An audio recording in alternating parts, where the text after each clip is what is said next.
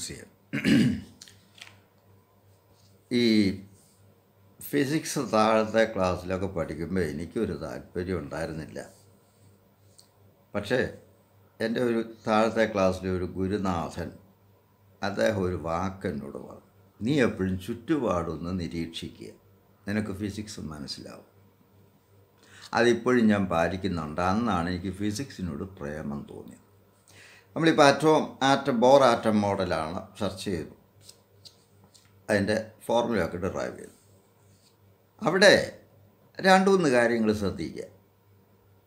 ന്യൂക്ലിയസിന് ചുറ്റും ഇലക്ട്രോൺസ് കറങ്ങുന്നു എന്നുള്ളത് ആകാശത്തു നിന്ന് കൊണ്ടുവന്ന അവനവൻ്റെ വീട്ടിൽ നിന്ന് കൊണ്ടുവന്ന കാര്യമൊന്നുമല്ല. സോളാർ സിസ്റ്റം ആണ് സയൻറ്റിസ്റ്റിൻ്റെ മനസ്സിലത് ഈ ആശയം ഉദിപ്പിച്ചത്. മറ്റൊരു കാര്യം, ഈ സ്പെക്ട്രം ഒക്കെ വിശദീകരിക്കാൻ വേണ്ടി ലാബിൽ കയറുമ്പോൾ ലൈറ്റിൻ്റെ ഓരോ കോപ്രായങ്ങളൊക്കെ കാണുമ്പോൾ ഇത് വിശദീകരിക്കാൻ വേണ്ടി ചില തട്ടും മുട്ടും പരിപാടികളൊക്കെ ഉണ്ടാക്കും. ഇതൊക്കെ അഡ് ഹോക്ക് എന്ന് പറയും. ഒരു കാര്യത്തിന് വേണ്ടി ഉണ്ടാക്കിയിട്ടുള്ള തിയറി അത് വിശദീകരിക്കാനും ഒക്കെ ആയിട്ട് ഉണ്ടാക്കുക. അതിന് ഒത്തിരി അഡ്ജസ്റ്റ്മെൻറ്റുകൾ നടത്തിയിട്ടുണ്ട്. അതിങ്ങനെ മുന്നോട്ട് പോകുന്നു, ഒന്നും അൾട്ടിമേറ്റായിട്ട് എത്തിയിട്ടില്ല.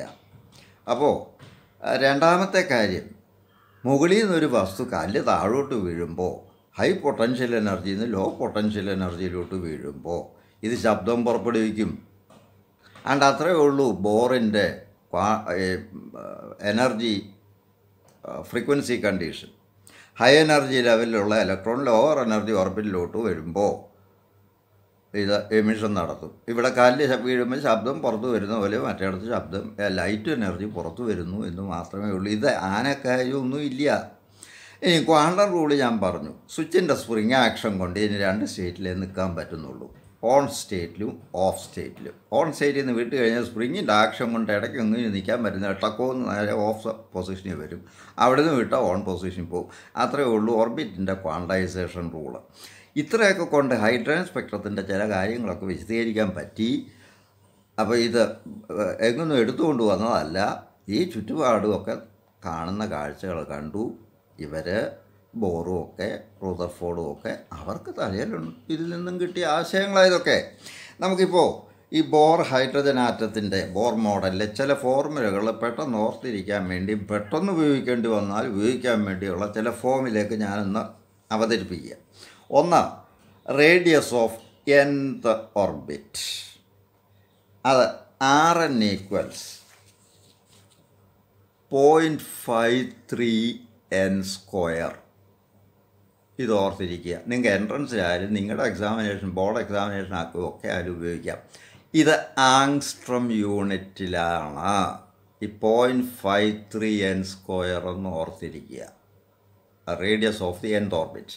Here n equals 1, 2, 3, 4 etcetera. First orbit എന്ന് ചോദിച്ചു കഴിയുമ്പോൾ n വന്നിട്ടാൽ മതി. അപ്പോൾ ഫസ്റ്റ് ഓർബിറ്റിൻ്റെ റേഡിയസ് 0.23 ആങ്സ്ട്രം യൂണിറ്റ്, അല്ലെ 0.23 × 10⁻⁻10 മീറ്റർ. സെക്കൻഡ് ഓർബിറ്റിൻ്റെ റേഡിയസ് കാണാൻ n×2 ഇട്ട് കൊടുക്കുക. അപ്പോൾ 0.23 × 2² 4. 0.23 × 4 എത്ര ആണോ അത്ര angstrom unit, and so on. ഇതുപോലെ അടുത്തത്. അപ്പോൾ റേഡിയസ് എഴുതിയെടുക്കണമെങ്കിൽ എഴുതിയെടുത്തു കൊള്ളണം. Radius of nth orbit, the Bohr model of hydrogen atom. Important formulae. 1. Radius of nth orbit Rn equals 0.23 n² angstrom unit. ഇത് ആങ്സ്ട്രം യൂണിറ്റില്ല, ഇത് നിങ്ങൾക്ക് കാൽക്കുലേറ്റ് എടുക്കാനുള്ളതേ ഉള്ളൂ. നിങ്ങളുടെ കൈ ഫോർമുലയൊക്കെ നേരത്തെ തന്നിട്ടുണ്ട്, അതിൻ്റെ സബ്സ്റ്റിറ്റ്യൂഷൻ ഒക്കെ കൊടുത്താൽ മതി, എപ്സിലോൺ 0 ഒക്കെ. അടുത്തത് velocity of electron revolving in the nth orbit. Vn equals 2.2 × 10⁻⁶/n. ഇത്രയും മീറ്റർ പെർ സെക്കൻഡാണ്.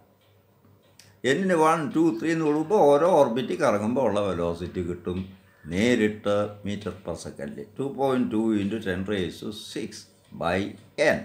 ഇതെവിടെയെങ്കിലും എഴുതിയെന്ന് തൽക്കാലം പരീക്ഷ കഴിയുന്നിടം വരെ, എഴുതിയാലും എൻട്രൻസ് വരെ കഴിയുന്നിടം വരെ എവിടെയെങ്കിലും എഴുതി ഒട്ടിച്ചാൽ വെച്ചാൽ അത് എപ്പോഴും നിങ്ങൾ എവിടെ ആണോ തങ്ങുന്നത് അവിടെ എവിടെയെങ്കിലും ഒന്ന് എഴുതി ഒട്ടിച്ച് വെച്ചാൽ മതി. ഇടയ്ക്കിടയ്ക്ക് നോക്കും. മിക്കവാറും അടുക്കളയിലായിരിക്കുമല്ലോ, ഭക്ഷണം നോക്കിയായിരിക്കുമല്ലോ നടക്കുന്നത്, അവിടെ അങ്ങോട്ടിച്ച് വെച്ചേക്കുക. അടുത്തത് frequency of revolution of electron. ഒരു ഓർബിറ്റിൽ ഇലക്ട്രോൺ കറങ്ങുമ്പോൾ അതിൻ്റെ ഫ്രീക്വൻസി ഒരു സെക്കൻഡിൽ എത്ര പ്രാവശ്യം കറങ്ങും എന്നുള്ളത്. അപ്പോൾ nth ഓർബിറ്റിൽ കറങ്ങുന്ന ഇലക്ട്രോണിൻ്റെ frequency FN equals 6.6 × 10⁻15/n³ hertz. V equals R omega എന്നാണ്. അവിടുന്ന് ഒമേഗ എടുക്കുമ്പോൾ V/R വരും. വിക്കകത്ത് താഴെ ഒരു n ഉണ്ട്, റേഡിയസിനകത്തൊരു n² ഉണ്ട്. രണ്ടും കൂടെ ചേർന്ന് താഴെ n³ വന്നുകൊള്ളും. ഇത് ഹെർട്സിലാണ്. FN equal 6.6 × 10⁻15/n³. അടുത്ത kinetic energy of an electron. ഈ kinetic equals 13.6/n² electron volt. Potential energy in the nth orbit EP equals -27, ഇതിൻ്റെ double -27.2/n² in electron volt. ഇതിനെ ജൂളാക്കണമെങ്കിൽ ഇലക്ട്രോണിൻ്റെ ചാർജ് കൊണ്ടങ്ങ് മൾട്ടിപ്ലൈ ചെയ്താൽ മതി. 1.6 × 10⁻19 കൊണ്ട് മൾട്ടിപ്ലൈ ചെയ്യുമ്പോൾ അത് ജൂളായിക്കോളും. ഇപ്പോൾ ഇലക്ട്രോൺ വോൾട്ടിലാണ്. അപ്പോൾ ഈ നമ്പേഴ്സ് ഓർത്തിരിക്കാൻ എളുപ്പമുണ്ടല്ലോ. അടുത്ത total energy of the electron revolving in the nth orbit EN equals -13.6/n² electron volt. ഇവിടെ ഒരു കാര്യം വ്യക്തമാണ്. കൈനറ്റിക് എനർജി എന്ന് പറയുന്നത് പൊട്ടൻഷ്യൽ എനർജിയുടെ മോഡുലസിന് തുല്യമാണ്. Kinetic energy 13.6/n². Total energy -13.6/n². അപ്പോൾ ഇതിൻ്റെ മോഡുലസ് എടുത്താൽ അതും കൈനറ്റിക് എനർജി ഈക്വൽ. ഈ പീസ് ഓഫ് നോളജൊക്കെ അത്യാവശ്യമായിട്ട് വരും. ഇതുപോലെ ഈ പൊട്ടൻഷ്യൽ എനർജിയുടെ മോഡുലസ് കൈനറ്റിക് എനർജി മോഡുലസിൻ്റെ ഡബിളാണ്. ഇത് ഞാൻ കഴിഞ്ഞ ദിവസം പറഞ്ഞതാണ്. അപ്പോൾ modulus of EP equals twice kinetic energy. ഇതാണ് ഇത്രയും ഫോർമുല. അടുത്തത് modulus of the average potential energy. ഞാൻ കഴിഞ്ഞ ദിവസം പറഞ്ഞതാണ്. അപ്പോൾ ഞാനതൊന്ന് വായിക്കാം. Modulus of average of potential energy of electron when in ഓർബിറ്റിൽ കറങ്ങുമ്പോൾ ഉള്ള പൊട്ടൻഷ്യൽ എനർജിയുടെ മോഡുലസ് എത്രയാണോ അതും, അതായത് 27.2/n², അതാണ് മോഡുലസ്.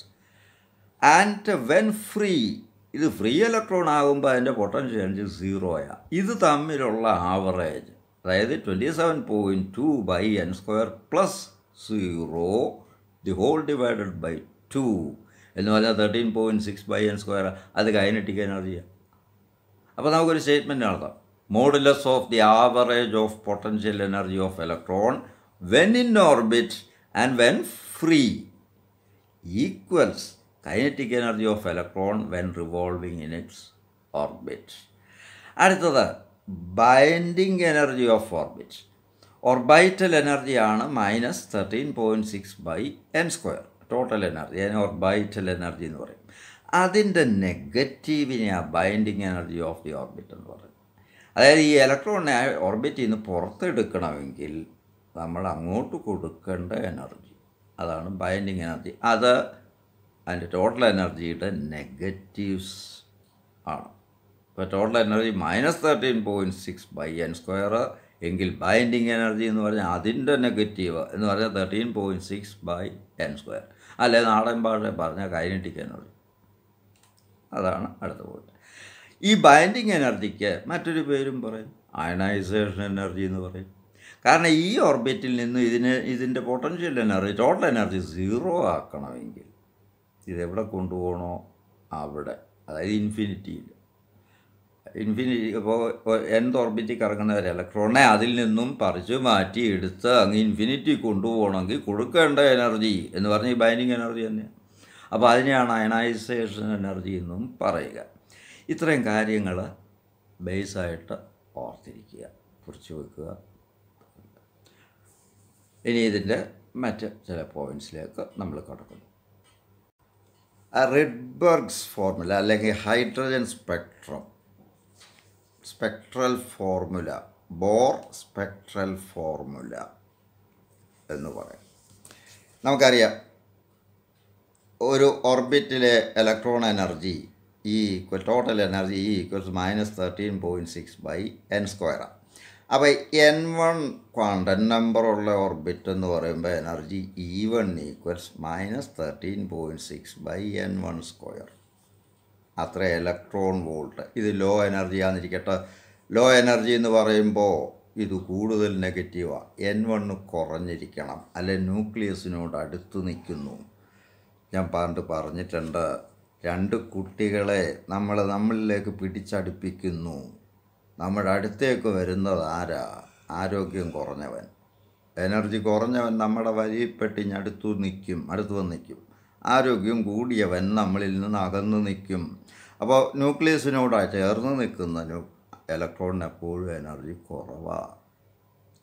അകന്നു നിൽക്കുന്നതിന് എനർജി കൂടുതലാണ്. ആറ്റത്തിൽ നിന്നേ പറഞ്ഞു മാറുമ്പോൾ അതിൻ്റെ എനർജി 0 ആകും. അപ്പോൾ അയണൈസേഷൻ നടന്നു എന്നൊക്കെ പറയുന്നത്. അപ്പോൾ n1 എന്ന് പറഞ്ഞാൽ ന്യൂക്ലിയസിനോട് അടുത്തുള്ള ഏതെങ്കിലും ഓർബിറ്റ്. n2 അതിന് വെളിയിലുള്ളൊരു ഓർബിറ്റ്. അവിടെ ഇതിനേക്കാൾ എനർജി കൂടിയ ഇലക്ട്രോണാണ് കറങ്ങുന്നത്. അപ്പോൾ E1 ലോ എനർജി ആണെന്നിരിക്കട്ടെ. E2 n2 ഇതിപ്പോൾ ഇലക്ട്രോൺ വോൾട്ടാണ്. ഇതിനെ നമുക്ക് ജൂളാക്കണമെങ്കിൽ ഇതിനെ ഈയുടെ നമ്പർ കൊണ്ട് മൾട്ടിപ്ലൈ ചെയ്താൽ 1.6 × 10⁻⁻19 കൊണ്ട് മൾട്ടിപ്ലൈ ചെയ്യുമ്പോൾ ഇത് ജൂളായി. ഇതുപോലെ ഇതിൻ്റെ മറ്റേ n2 ക്വാണ്ടം നമ്പറുള്ള ഒരു ഓർബിറ്റിൽ കറങ്ങുമ്പോൾ ഉള്ള എനർജി E2 ഈക്വൽസ് -13.6/n2² × ജൂളിൽ. എങ്കിൽ ഈ ഹയർ എനർജിയിൽ നിന്ന് ലോവർ എനർജിയിലോട്ട് വരുമ്പോൾ എനർജിയിലുള്ള difference ΔE equals E2 - E1. അത് ഫ്രീക്വൻസി കണ്ടീഷൻ, ബോറിൻ്റെ ഫ്രീക്വൻസി കണ്ടീഷൻ അനുസരിച്ച് this difference in energy is emitted in the form of A photon of frequency new such that E2 - E1 equals h new. New എന്ന് പറഞ്ഞാൽ frequency, that is c/λ. അപ്പോൾ hc/λ. ഇത് മുമ്പേ ഞാൻ പറഞ്ഞ പോലെ high ലെവലിലുള്ള ഒരു കല്ല് താഴോട്ട് ലോ ലെവലിൽ വന്ന് വീണ് കഴിയുമ്പോൾ സൗണ്ട് പുറത്ത് വരും. ഈ പൊട്ടൻഷ്യൽ എനർജി ഡിഫറൻസ് ആയി സൗണ്ടായിട്ട് പുറത്ത് വരുന്നത്. അപ്പോൾ ഇതിന് നമുക്ക് ഒന്ന് സിംപ്ലിഫൈ ചെയ്യാം. E2 E1 സബ്സ്റ്റിറ്റ്യൂട്ട് ചെയ്യാം ഇവിടോട്ട്. അപ്പോൾ E2 E1 സബ്സ്റ്റിറ്റ്യൂട്ട് ചെയ്യുമ്പോൾ 13.6 കോമൺ ഫാക്ടർ എടുക്കാം. ബ്രാക്കറ്റിനകത്ത് ×1/n1² -1/n2² എന്ന് വരും. ഈ സൈനൊക്കെ കൈകാര്യം ചെയ്താൽ മതി. Equals hc/λ. അവിടെ നിന്നും നമുക്ക് ലാംഡ സോൾവ് ചെയ്യാം. ദറ്റ് ഈസ് ഈ hc 13.6 × E നമ്മൾ കോമൺ ആയിട്ട് എടുത്തു. 13.6 × E കോമൺ ആയിട്ട് എടുത്തു. പോയിട്ട് ഇതിൻ്റെ കൂടെ എല്ലാം ഉണ്ടല്ലോ, ×1/n1² -1/n2² ഈക്വൽസ് h. ആ ബ്രാക്കറ്റിനകത്തുള്ള n1² n2² മുകളിൽ n2² -n1² എന്ന് കിട്ടും. ഈയുടെ വാല്യൂ സബ്സ്റ്റിറ്റ്യൂട്ട് ചെയ്യുക, അത് അടുത്ത സ്റ്റെപ്പ്. അപ്പോൾ ഇങ്ങനെ വരും 13.6 × 1.6 × 10⁻⁻19 × n2² -n1² n1² equals hc/λ. ഇവിടെ നിന്ന് ലാംഡ, ഈ പുറത്ത് വരുന്ന ലൈറ്റിൻ്റെ wave length lambda equals hc/this much into ഇത് തിരിഞ്ഞ് വരും n1² n2² n2² -n1². ഇത് സിംപ്ലിഫൈ ചെയ്യുക. ഈ എച്ചിൻ്റെ സിയുടെയൊക്കെ വാല്യൂ ഇട്ട് സിംപ്ലിഫൈ ചെയ്ത് കഴിയുമ്പോൾ നമുക്കിങ്ങനെ കിട്ടും 914 × 10⁻⁻10 n1² n2² n2² -n1². ഇത്രയും മീറ്റർ. ഇതിനെ 10⁻⁻10 കൊണ്ട് ഡിവൈഡ് ചെയ്യുമ്പോൾ ഇത് ആങ്സ്ട്രം യൂണിറ്റിലാകും. അപ്പോൾ ലാംഡ ഈക്വൽസ് 914, ഈ നമ്പർ ഓർത്തിരിക്കുക, ×n1² n2² n2² -n1² angstrom unit. ഇതാണ് ഹൈ എനർജി ഓർബിറ്റിൽ നിന്നും ലോ എനർജി ഓർബിറ്റിലേക്ക് ഒരു ഇലക്ട്രോൺ ട്രാൻസിഷൻ നടത്തുമ്പോൾ പുറത്തു വരുന്ന ലൈറ്റിൻ്റെ വേവ് ലെങ്ത്. ഇതിനെയാണ് ബോർ സ്പെക്ട്രൽ ഫോർമുല എന്ന് പറയുന്നത്. ഇത് ഓർത്തിരുന്ന പ്രോബ്ലം ചെയ്യാൻ എളുപ്പമായി രീതിയിലാകും അല്ലേ. ഇതിൽ n1 1 ആണെങ്കിൽ N1 ഫസ്റ്റ് ഓർബിറ്റിലേക്ക് മറ്റ് ഹയർ ഓർബിറ്റ്സ് ചെയ്യുന്ന N2, N3, N4 ഈ ഓർബിറ്റുകളിൽ നിന്നൊക്കെ ഇലക്ട്രോൺ ഇങ്ങോട്ട് ചാടാം. അപ്പോഴെല്ലാം പുറത്തു വരുന്ന റേഡിയേഷൻ എല്ലാം കൂടെ ചേർത്താണ് ലൈമാൻ സീരീസ് എന്ന് പറയുക. ഒത്തിരിയേറെ വേവ്ലെങ്തുകൾ വരാം. സെക്കൻഡ് ഓർബിറ്റിൽ നിന്ന് ഫസ്റ്റിലോട്ട് ചാടാം, അപ്പോൾ ഉള്ള എനർജി ഡിഫറൻസ് അല്ല. തേർഡിൽ നിന്ന് വണ്ണിലോട്ട് ചാടുമ്പോൾ ഫോർത്തിൽ നിന്ന് വണ്ണിലോട്ട് ചാടുക. ഈ ഫസ്റ്റ് ഓർബിറ്റിലേക്ക് ഔട്ടർ ഓർബിറ്റ്സിൽ നിന്ന് ഇലക്ട്രോൺ ചാടുമ്പോഴെല്ലാം ഇപ്പോൾ ഒരു സാമ്പിൾ ഓഫ് ഹൈഡ്രജൻ ഗ്യാസ് ഒരു ട്യൂബിനകത്ത് എടുക്കുമ്പോൾ ഒരാറ്റമല്ലല്ലോ ഉള്ളത്, കോടാനുകൂടി ആറ്റങ്ങളുണ്ട്. അത് ചില ആറ്റങ്ങളിൽ സെക്കൻഡ് ഓർബിറ്റിൽ നിന്ന് ഫസ്റ്റിലോട്ടായിരിക്കും ചാടുക, മറ്റു ചിലതിൽ തേർഡിൽ നിന്നും ഫസ്റ്റിലോട്ടായിരിക്കും ചാടുക, മറ്റൊരു ഹൈഡ്രജൻ ആറ്റത്തിൽ ഫോർത്തിൽ നിന്ന് ഫസ്റ്റിലോട്ടായിരിക്കും ചാടുക. എല്ലാ ചാട്ടവും സാധ്യമാണ്. അപ്പോൾ ഇതിൽ നിന്നൊരു ഗ്രൂപ്പ് ഓഫ് വേവ് ലെങ്താണ് പുറത്തു വരുന്നത്. ആ ഗ്രൂപ്പിനെല്ലാം കൂടെ ചേർത്ത് ഒരു സ്പെക്ട്രം, അനേകം വേവ് ലെങ്തുകളുടെ ഗ്രൂപ്പിനെയല്ലേ സ്പെക്ട്രം എന്ന് പറയുന്നത്. അതിന് ലൈമാൻ സീരീസ് ഒരു ഗ്രൂപ്പ് എന്ന് പറയുക. അപ്പോൾ ലൈമാൻ സീരീസിൻ്റെ ഫോർമുല എടുക്കുമ്പോൾ N1 1 എടുക്കുക, N2 2, 3, 4 അങ്ങോട്ട് എടുക്കുക. അപ്പോൾ ഫോർമുല എങ്ങനെ വരും? λ = 914 × N2² / N2² - 1 in angstrom unit. ഇതാണ് ലൈമാൻ ഫോർമുല. ഇനി സെക്കൻഡ് ഓർബിറ്റിലോട്ട് ചാടാം. തേർഡിൽ നിന്നും 2 ഫോർത്തിൽ നിന്നും 2 ഫിഫ്ത്തിൽ നിന്നും 2 ഈ ഹൈഡ്രജൻ ആറ്റം എല്ലാത്തിലും ആകെ ഒരു ഇലക്ട്രോണേ ഉള്ളൂ എങ്കിലും ഒരു group of atoms, hydrogen atoms എടുക്കുമ്പോൾ അത് പല ഹൈഡ്രജൻ ആറ്റത്തിലെ ഇലക്ട്രോൺസ് ഈ ചുറ്റുപാടിൽ നിന്നുള്ള എനർജിയും ഇലക്ട്രിക്കൽ എനർജി നമ്മൾ ഡിസ്ചാർജും ഒക്കെ ഇലക്ട്രിസിറ്റിയും ഒക്കെ പാസ് ചെയ്യുന്നതൊക്കെ ട്യൂബിനകത്തും ഒക്കെ ഹൈഡ്രജൻ ഗ്യാസ് ഫില്ല് ചെയ്ത് ഹൈഡ്രജൻ ട്യൂബുണ്ട്, അവിടെ ഹൈ വോൾട്ടേജ് അങ്ങോട്ട് കൊടുക്കുന്നുണ്ട്. ഇതിനകത്തെ ഇലക്ട്രോൺസ് ഓരോ ആറ്റത്തിൽ ഓരോരോ ഓർബിറ്റിൽ പോയി എക്സൈറ്റ് ചെയ്ത് നിൽക്കുക. ചിലതിൽ സെക്കൻഡ് ഓർബിറ്റിലായിരിക്കും ചെന്ന് കറങ്ങിക്കൊണ്ടിരിക്കുന്നത്, ചിലതിൽ തേർഡിലായിരിക്കും, ചിലതിൽ ഫോർത്തിലായിരിക്കും. അത് തിരിച്ചു വരുന്നത് പല രീതിയിലാകും. ചിലത് 4ൽ നിന്ന് 3 ചാടും, ചിലത് 4ൽ നിന്ന് 2 ചാടും, ചിലത് 4ൽ നിന്ന് 1 ചാടും, ചിലത് 5ൽ നിന്ന് 1 ചാടും. എല്ലാ ചാട്ടങ്ങളും സാധ്യമാണ്. അപ്പോൾ അതിൽ നിന്ന് ഒത്തിരിയേറെ കളേഴ്സ്, വേവ് ലെങ്തുകൾ പുറത്തു വരുന്നുണ്ട്. ചിലത് വിസിബിളാണ്, ചിലത് വിസിബിൾ അല്ല. പല റേഡിയേഷൻസ് വരുന്നുണ്ട്. അതിനെ പല ഗ്രൂപ്പുകളായിട്ട് തിരിക്കുന്നു. നമ്മളത് രണ്ടാമത്തെ ഗ്രൂപ്പാണ് ബാമർ സീരീസ് എന്ന് പറയുന്നത്. ബാമർ സീരീസിൽ സെക്കൻഡ് ഓർബിറ്റിലേക്കാണ് ചാട്ടങ്ങളെല്ലാം. അപ്പോൾ N1 = N2 എന്ന് പറഞ്ഞാൽ 3, 4, 5 എക്സെട്ര. അപ്പോൾ ഇതിൻ്റെ ഫോർമുല ബാമർ സീരീസിലെ വേവ് ലെങ്ത്, ഏതെങ്കിലും വേവ് ലെങ്ത് കാണാനുള്ള formula λ = 914 × 4n² 2² × N2², N1² / N2² - 4 angstrom unit. ഇതിൽ N2 3 ആണെങ്കിൽ പുറത്ത് വരുന്ന ലൈറ്റിനെ നമ്മൾ H-α റേഡിയേഷൻ, റെഡിഷ് കളറാണ്, വിസിബിളാണ്. ബാമർ സീരീസിൽ 4 ലൈറ്റ് വിസിബിളാണ്, കണ്ണുകൊണ്ട് കാണാം. റെഡും ഗ്രീനും ഒക്കെ വരുവാനത്. അപ്പോൾ H-α എന്ന് പറയുമ്പോൾ N2 = 3, H-β എന്ന് പറയുമ്പോൾ N2 = 4. അതിൻ്റെ ലാംഡ കാണാൻ ഈ ഫോർമുലയിലോട്ട് ഈ വാല്യൂസ് അങ്ങ് ഇട്ട് കൊടുത്താൽ മതി. H-γ N2 = 5, H-δ N2 = 6.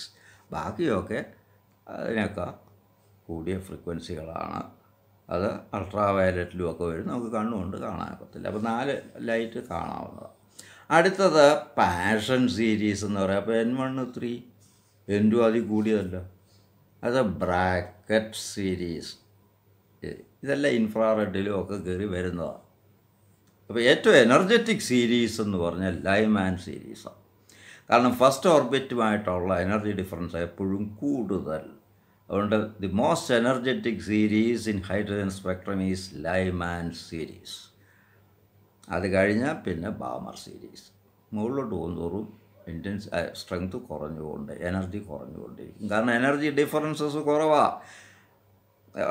First ഓർബിറ്റിൻ്റെ എനർജി -13.6 / 1², -13.6. സെക്കൻഡിൻ്റെ -13.6 / 4, -3.4 സംതിങ്. അപ്പോൾ ഇത് തമ്മിലുള്ള ഡിഫറൻസ് ഏറ്റവും കൂടുതൽ. പിന്നെ അതിന് മുകളിൽ ഫസ്റ്റും തമ്മിലുള്ള ഡിഫറൻസ് അതിലും കൂടുതൽ. അപ്പോൾ ഏറ്റവും എനർജറ്റിക് സീരീസ് ലൈമാൻ സീരീസ്. ബാക്കിയെല്ലാം അതിനൊക്കെ കുറഞ്ഞ എനർജിയേ ഉള്ളൂ. ഇനി ഇതിൻ്റെ ട്രാൻസിഷൻ ഫിഗർ വെച്ച് വരയ്ക്കുക. ഈ എനർജി ലെവൽ ഡയഗ്രം എന്ന് പറയും. ഏറ്റവും കുറഞ്ഞത് താഴത്തെ വരെയായിട്ട് ഹൊറിസോണ്ടൽ, ഇതൊരു ഗ്രാഫാണ്. ഏറ്റവും കുറഞ്ഞ എനർജിക്ക് താഴെ ഒരു ലൈൻ അങ്ങ് വരച്ചിടുക പേപ്പറിൽ, ഒരു ഹൊറിസോണ്ടൽ ലൈൻ. അതിൻ്റെ N value 1, energy value -13.6 electron volt. അടുത്തത് n equals 2 energy value -13.6 by 2 square അല്ലെങ്കിൽ -3.4. അതിൻ്റെ അടുത്തത് n equals 3 and so on -1.5. ഇത് കണ്ടുപിടിക്കാം. ഏറ്റവും മുകളിൽ n ഈക്വൽസ് ഇൻഫിനിറ്റി 1 2 3 4 അങ്ങ് ഇൻഫിനിറ്റി വരെ ചെല്ലുമല്ലോ. അവിടെ ചെല്ലുമ്പോൾ എനർജി 0 ആകും. എന്നിട്ട് ഫസ്റ്റിലേക്കുള്ള ട്രാൻസിഷൻസ് ലൈമാൻ സീരീസ് പല വേവ് ലെങ്തിലുള്ളതായിട്ടുണ്ട്. ഈ ചാട്ടങ്ങളെ ഇങ്ങനെ ആരോ വെച്ച് കാണിച്ചിരിക്കുക. ഇത് ബാമർ, അതിൽ തന്നെ H alpha 3 to 2, H gamma, H beta, H gamma and so on. ഇത് പാഷൻ ബ്രാക്കറ്റ് ഇവിടോട്ടുള്ള ചാട്ടങ്ങൾ ആൻഡ് സോ ഓൺ. ഇതിലേതെങ്കിലുമൊക്കെ വരയ്ക്കാനുമൊക്കെ ചോദിക്കും.